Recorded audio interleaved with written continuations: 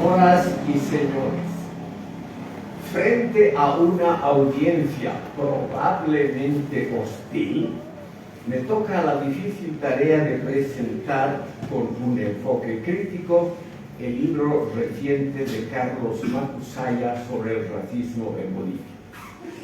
Es una labor que tiene sus complicaciones porque el cuestionamiento con respecto a la mentalidad colectiva prevaleciente en el país es percibido a menudo como una ofensa inventada por el adversario político.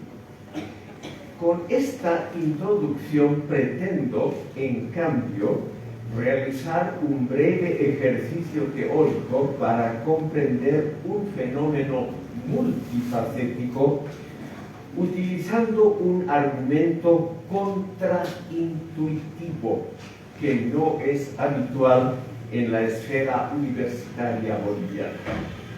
El libro de Macusaya, escrito desde el ámbito de las emociones y los sentimientos, es importante y valioso porque representa una experiencia personal relativamente difundida en el área andina, que es la vivencia de una discriminación secular que persiste hasta hoy. Es un testimonio existencial del memorial de agravios de la población indígena. El análisis de Macusaya contribuye a iluminar los lados flacos de la historia boliviana y también de la modernidad occidental, que no son pocos. Y el autor tiene una meta normativa muy razonable, que es restablecer la dignidad mellada de los pueblos indígenas. Con todo acierto, nuestro autor escribe que el concepto de raza es únicamente una ficción, pero que racismo constituiría una patología social de gran envergadura. El ocuparse tan intensamente de las consecuencias de una enfermedad colectiva derivada de una mera ficción, o más grave aún, el atribuir al racismo una relevancia sociocultural tan amplia como lo hace Macusaya, adquiere una naturaleza algo artificial y hasta artificiosa. El texto da la impresión de que es imposible liberarse de las modas intelectuales del presente. Por otra parte, la obra de Macusaya contiene asimismo un análisis de aquella porción de la teoría de Fausto Reinaga que el maestro la denominó como amáutica y que ahora Macusaya la califica peyorativamente como pachamanismo.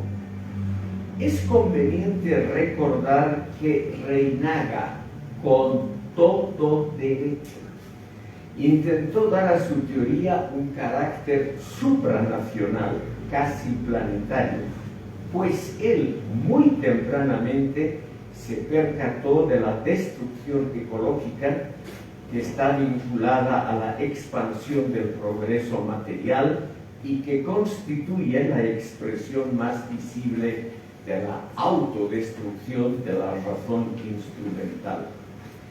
Es uno de los temas más significativos de la filosofía de la historia que los posteriores representantes del nihilismo han dejado de lado. Haciendo un juicio global sobre la obra del maestro Reinaga, Macusaya dice que hay que separar el trigo de la paja, lo cual es muy aceptable en líneas generales. Macusaya, empero, establece de manera unilateral cuál es el criterio para este ejercicio de discernimiento, su propia decisión. Menciono este asunto, que puede parecer de relevancia secundaria, porque nos ayuda a entender la base argumentativa del autor. La separación postulada por Macusaya entre lo rescatable y lo superfluo en la obra de Reinaga no está fundamentada racionalmente, sino decretada como obvia y sobreentendida. Esto parece sugerir un cierto autoritarismo intelectual que es reiterativo en casi todos los productos de pensadores indianistas. La creencia de que uno posee el monopolio de la verdad y de la interpretación correcta de los fenómenos sociales y culturales. Esto es deplorable porque en varios lugares del libro el autor aboga, cito, por una intelectualidad aymara crítica, fin de la cita, lo que es, por supuesto, un postulado encomiable. Al leer a Macusaya, sin embargo, se tiene la impresión de que el autor no ha sido inspirado convenientemente por el espíritu de la duda. Esta situación intelectual conduce a una consolidación de los prejuicios colectivos prevalecientes. Estos últimos nos brindan tranquilidad y seguridad anímica, pero no nos permiten crecer en los terrenos de las ciencias sociales. El libro de Macusaya se inscribe en una tradición cultural bastante antigua que genera una sobrevaloración de lo colectivo por encima de lo individual. En esta obra se hallan muy pocas alusiones y juicios valorativos que tomen en cuenta los rasgos de personas concretas. La excepción está representada por las menciones a los padres de Macusaya, que son trozos literariamente muy bien logrados. De principio a fin, el libro conforma una narrativa compacta en la cual no hay espacio para matices y diferenciaciones y donde solo se halla la contraposición de los buenos, los indígenas, versus los malos, los conquistadores y sus descendientes. En toda la historia universal ha sido habitual el construir una identidad edificando a los enemigos, pero eso pertenece a un estadio tribal que tratamos de superar. Así es el tratamiento algo mecánico que Macusaya aplica al régimen colonial, al cual nuestro autor atribuye todas las calamidades pasadas y presentes de la población indígena. Como casi todos los intelectuales indianistas, Macusaya pasa por alto los aspectos autoritarios y jerárquicos de los regímenes prehispánicos y construye, por consiguiente, una visión edulcorada de la era precolonial. Aquí no emergen las imágenes más realistas y complejas que adornan, por ejemplo, el drama Ollantay, de probable origen incaico, obra que ningún indianista parece haber leído. Desde un comienzo se vieron en el periodo colonial los fenómenos de mestizaje que Macusaya detesta mediante los mismos argumentos que ahora están de moda en el ambiente postmodernista. Paralelamente, nuestro autor no menciona que durante el periodo colonial existió una élite indígena, la nobleza cacical, que disfrutaba de considerables privilegios concedidos por la corona española, entre los cuales se hallaban los matrimonios interétnicos, cosa que Macusaya niega. No hay duda, por otra parte, de los aspectos negativos, discriminatorios y explotadores de la época colonial, que eso quiero subrayar. Pero Macusaya e intelectuales de esa línea parecen ignorar muchos aspectos de una realidad muy compleja, aspectos que no encajan en una visión simplista de la historia. Nuestro autor no presta atención, por ejemplo, a la mentalidad colectiva que subsiste ahora desde la época colonial, la cual no admite un cuestionamiento de sí misma. Este sentido común ha generado una cultura política autoritaria, conservadora y armonicista que se mantiene vigente hasta hoy. Este mismo sentido común, lo nacional popular en la terminología zabaletiana, da a conocer los anhelos postergados de buena parte de la población y por ello posee una cierta legitimidad. Pero a menudo esta visión del mundo y de la historia abarca también los prejuicios irracionales, las animadversiones profundas y los resentimientos de vieja data. Todos estos factores no contribuyen hoy a una convivencia razonable de los distintos grupos sociales en el área andina. En varios pasajes del libro de Macusaya, el autor propaga una lucha anticolonial, lo cual tiene evidentemente su razón de ser. Pero él, como casi todos los intelectuales indianistas y los descolonizadores profesionales, no analiza algunos elementos negativos que provienen precisamente de la época colonial y que también caracterizan al populismo latinoamericano y a los gobiernos de ese siglo. Por ejemplo, la cultura política del autoritarismo, la formación de élites muy privilegiadas que pasan a constituir las nuevas clases altas, la desinstitucionalización de la vida público-política con su secuela inevitable, la corrupción en gran escala, la manipulación del poder judicial por el poder ejecutivo, la burocratización de la administración pública y el mediocre funcionamiento del sistema universitario.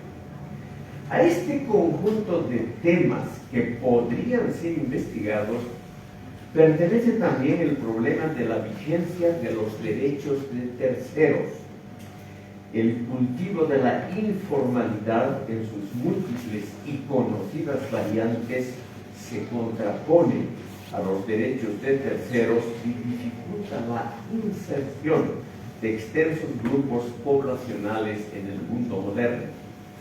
Mientras se celebra retóricamente la solidaridad, el igualitarismo y la reciprocidad de las relaciones sociales en el ámbito indígena, se pasa por alto la realidad económica y social del mismo, que, como en todas partes, está marcada por intereses sectoriales organizados según criterios de carácter capitalista, también organizados por élites egoístas, por estructuras sociales jerárquicas y por las normas del consumismo globalizado. También se nota una resistencia a analizar los aspectos negativos como las consecuencias a largo plazo en la educación, la moralidad pública y la falta de potencial innovador que se desprenden del involucramiento de los sectores indígenas en actividades que rozan lo informal delictivo, como el contrabando y el tema cocaína. Sobre estos puntos, Macusaya y los pensadores indianistas parecen extender el cómodo manto del olvido y del silencio. Los primeros capítulos del libro están destinados al análisis de teorías relativas al racismo. Aquí Macusaya incluye varias expresiones suavemente críticas con respecto al pachamanismo folclórico y al movimiento al socialismo más. Pero este esfuerzo muy razonable termina abruptamente a la mitad de la obra. A partir del acápite titulado El racismo en la crisis irresuelta, la temática da un salto cualitativo y se concentra en una normativa muy diferente, que resulta ser una repetición de los argumentos convencionales y rutinarios del MAS con respecto a los sucesos de 2019-2020. Detrás de la pretendida objetividad e imparcialidad del autor se halla lo realmente importante, la identificación con la línea gubernamental del MAS. Esto se trasluce abiertamente en el folleto que la misma editorial del grupo indianista Hitchcock publicó hace muy poco en homenaje al presidente de la Cámara de Diputados. En esta publicación de carácter laudatorio y apologético en favor del mencionado político se halla también un texto de Carlos Macusaya.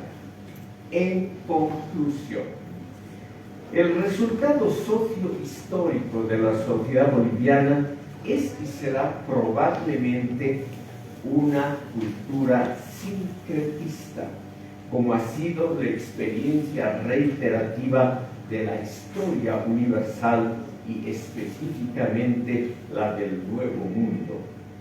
Esta cultura, que combina aspectos de proveniencia muy diversa, predomina hoy en día en el espacio urbano boliviano, ya que es mayoritario en el país. Con alguna probabilidad se puede afirmar que las doctrinas del indianismo y de la descolonización y los esfuerzos similares por construir una identidad popular diferente a la que prevalecía hasta 2006 no podrán sustraerse de la enorme influencia normativa que irradia el modelo globalizador occidental. El imaginario colectivo del indianismo y de la descolonización fomenta al mismo tiempo y paradójicamente la tecnofilia por un lado y el infantilismo político por otro.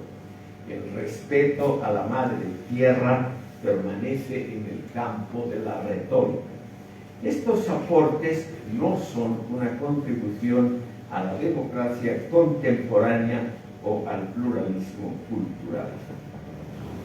Las emociones, los sentimientos y las intuiciones son valiosas, sin duda alguna. Sin ellas, la vida sería mucho más pobre de lo que ya es. Con toda legitimidad, ellas corresponden a la esfera del arte y la música y, por supuesto, al ámbito de la vida familiar e íntima. Pero en el campo de la política debemos recurrir al análisis racional y al fomento de individuos con personalidad vigorosa que no se dejan manipular fácilmente, lo que ha dado resultados relativamente aceptables a lo largo de la historia universal. Gracias por escuchar.